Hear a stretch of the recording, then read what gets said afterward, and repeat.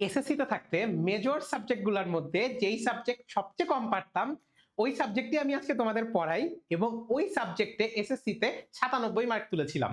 তো আজকে তোমাদের একটা কমন প্রশ্ন নিয়ে কথা বলবো যে ভাইয়া এখনো কি পড়ে এসএসসি পরীক্ষায় রসায়নে 95 প্লাস পাওয়া পসিবল কিনা। আজকে তোমাদের সাথে ভাইয়া 5টা টিপস শেয়ার করবো। এই 5টা টিপস যদি তুমি ঠিকমতো মেনে চলতে পারো তোমার রসায়নে 95 প্লাস ইনশাল্লাহ কেউ ঠেকাতে পারবে না। তো ভাইয়া 5টা পয়েন্টই লিখে রেখেছি। তো তোমাদের সাথে একটু যদি আমি এগুলো নিয়ে কথা বলি, প্রথমে যে পয়েন্টটা চলে আসে দ্যাট ইজ বেসিক। যে হোয়াট ইজ বেসিক? একটা সাবজেক্টকে যখন আমি শুরু থেকে যদি খণ্ডিত করা শুরু করি, এই সাবজেক্টের আমি যদি রসায়নের কথা বলি, তোমার সবচেয়ে ইম্পর্টেন্ট হয়ে দাঁড়ায় কিন্তু ইলেকট্রন বিন্যাস, পর্যায় সারণী এবং তোমার রাসায়নিক বন্ধন, যে কে আয়নিক বন্ধন করতেছে, কে সমযোজী বন্ধন করতেছে।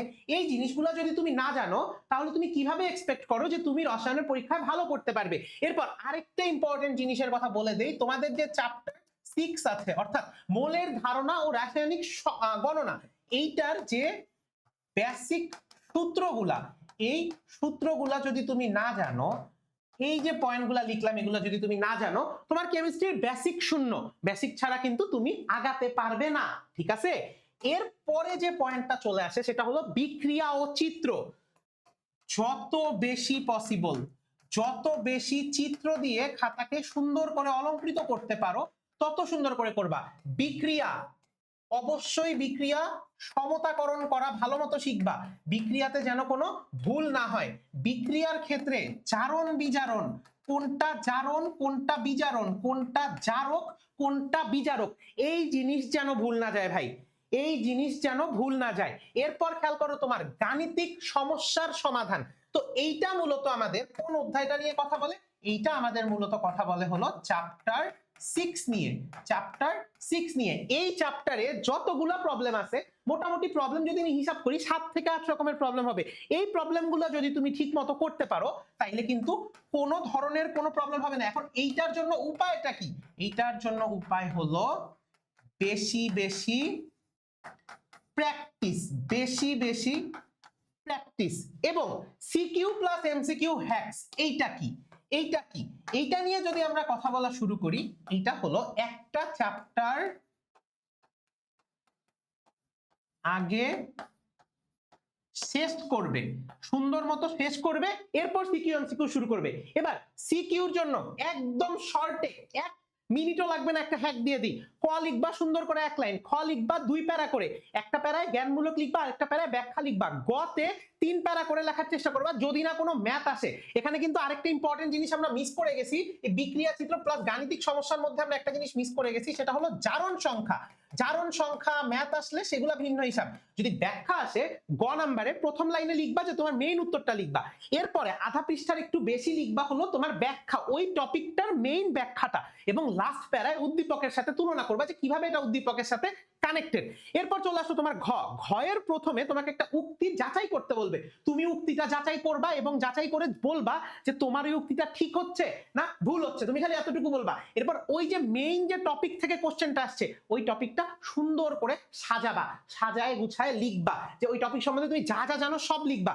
এর পরের প্যারায় গিয়ে তুলনা করবা যে কেন তুমি উদ্দীপকের এটার সাথে এটা বলতেছো, মাঝখানে চিত্র থাকলে চিত্র দিবা, এবং ঘতে গিয়ে আত্মপক্ষ সমর্থন, যে তুমি কেন এই উত্তরটা লিখছো এটা লিখবা। এইভাবে যদি লেখো তোমার সিকিউতে কেউ আটকাতে পারবে না। এইটার জন্য তোমার কি করতে হবে?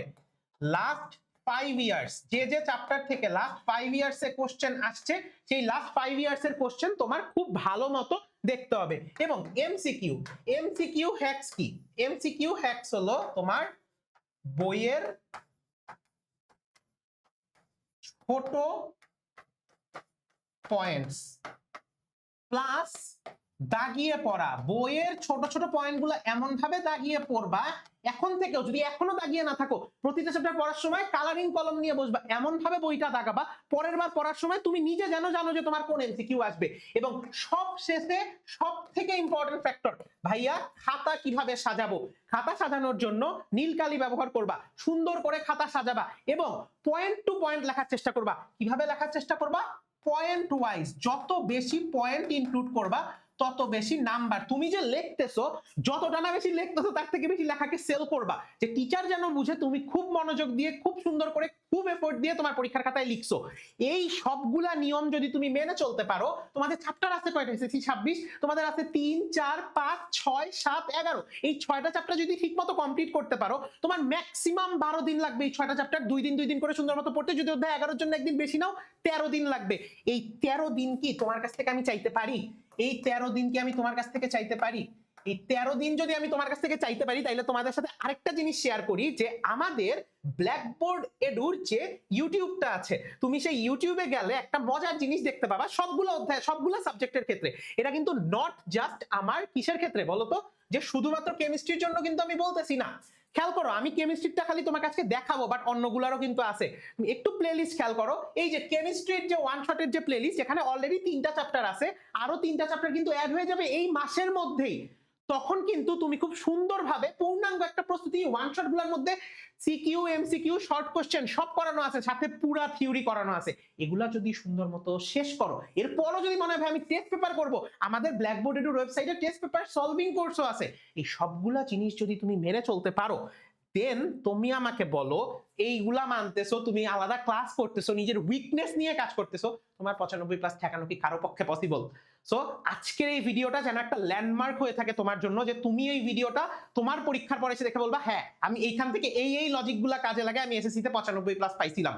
এই জিনিসটা যেন মাথায় থাকে। তোমাদের সাথে দেখা হবে নেক্সট কোনো ভিডিওতে। আল্লাহ হাফেজ সবাইকে।